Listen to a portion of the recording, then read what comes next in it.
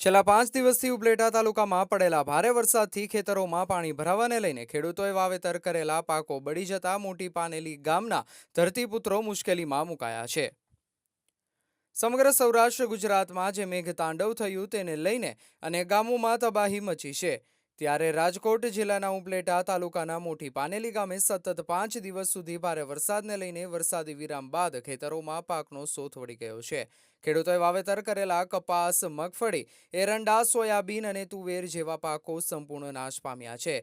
કપાસ, એરંડા, તુવેર જેવા પાકો ભારે પવન સાથે વરસાદને કારણે ઢળી પડીને બળી ગયા હોય મોટી પાનેલી તેમજ આસપાસના આશરે 2200 થી 2500 વીઘા જમીનમાં પાકનો સફાયો વળી ગયો હોય તેવું સામે આવ્યું છે। સરકાર દ્વારા સર્વે કરવાની જાહેરાત કરાઈ હોય પરંતુ હજુ સુધી સર્વે કરવા કોઈ તંત્રના અધિકારીઓ આવ્યા નથી અને અમને અગાઉના પણ વીમા મળ્યા નથી કે સહાય ચૂકવાઈ નથી। મંડળીઓ અને બેંકોમાંથી ધિરાણો લીધેલા છે જે પણ હજુ ચૂકવવાના પણ બાકી છે।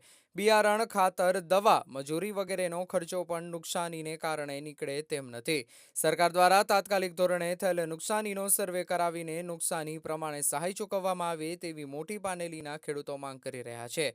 સરકાર દ્વારા વહેલી તકે સર્વે કરાવી લેવામાં આવે તો જ ખેડૂતોએ વાવેતર કરેલા પાકોના નુકસાનનો અંદાજો આવે। જો સરકાર દ્વારા 1 મહિના પછી સર્વેની કામગીરી કરવામાં આવે તો જ ખેડૂતો બચી શકે તેમ છે। ખેડૂતો પાસે બીજો કોઈ વિકલ્પ ન હોય, નવા પાકનું ફરીથી વાવેતર કરવાનું હોય જેને માટે નાણાંની જરૂર હોય માટે તાત્કાલિક સહાય ચૂકવવામાં આવે તેવી પણ ખેડૂતો માંગ કરી રહ્યા છે। રિપોર્ટર જગમાલ સુવા, મોટી પાનેલી, ઉપલેટા। મારું નામ રખમણભાઈ નરસિંહભાઈ વેકરિયા, મોટી પાનેલી, તાલુકો ઉપલેટા, જિલ્લો રાજકોટ। ઘણા સમયથી હમણાં જે ગુજરાતની અંદર અતિવૃષ્ટિ વરસાદ થયેલ જેને કારણે ખેતીવાડીની અંદર પુષ્કળ નુકસાન થયેલ છે, જેની અંદર પાકો જેવા કે કપાસ, મગફળી, એરંડા, તુવેર સંપૂર્ણ નાશ થયેલ છે। આ બધું ગામડાના નાના ખેડૂતોએ લોન ઉપાડીને જેવી કે સહકારી મંડળી છે, નાની બેંકોમાંથી ધિરાણ લઈ વાવેતર કરેલ હતું તે સંપૂર્ણ નાશ થયેલ છે, જેના પૈસા હજી પણ ચૂકવવાના બાકી છે।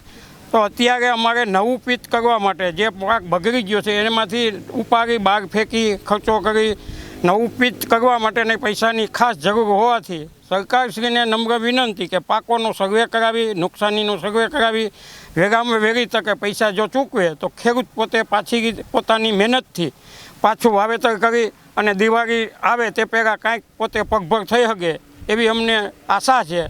તો આશાને સંપૂર્ણ કરવા માટે સરકારશ્રી વહેલામાં વહેલી તકે સર્વે કરી સહાય ચૂકવવા નમ્ર વિનંતી। હું વિરેન જયંતિભાઈ ફળદુ, ગામ મોટી પાનેલી। અત્યારે હું સહકારી મંડળીમાં પ્રમુખ તરીકે સેવા આપી રહ્યો છું। ગુજરાતમાં થોડા 4-5 દિવસથી અવિરત વરસાદને કારણે ખેડૂતને માઠી વેદના ભોગવવાનો સમય આવી રહ્યો છે। અત્યારે કપાસ, મગફળી, સોયાબીન, તુવેર, એરંડા જેવા પાકોમાં અવિરત વરસાદને કારણે અત્યારે મોલમાં સુકારો અને નુકસાન વેઠવાનો ખેડૂતોનો સમય આવી રહ્યો છે।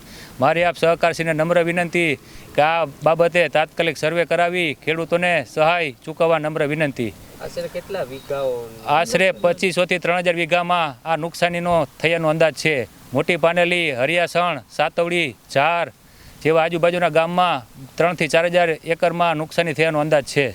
જય સહકાર। મારું નામ ચંદ્રેશકુમાર વિનુભાઈ હિરાણી। હું એક ખેડૂત પુત્ર છું, પણ મારું ગામ પાનેલી મોટી। અવિરત વરસાદના કારણે મોટી પાનેલી તથા ઉપલેટા તાલુકામાં ખેડૂતોના પાકને મોટું નુકસાન થયેલું છે, જેવા કે એરંડા, તુવેર દાળ, મગફળી, સોયાબીન વગેરે પાકોમાં ખેડૂતોને ખૂબ જ મોટું નુકસાન થયેલું છે।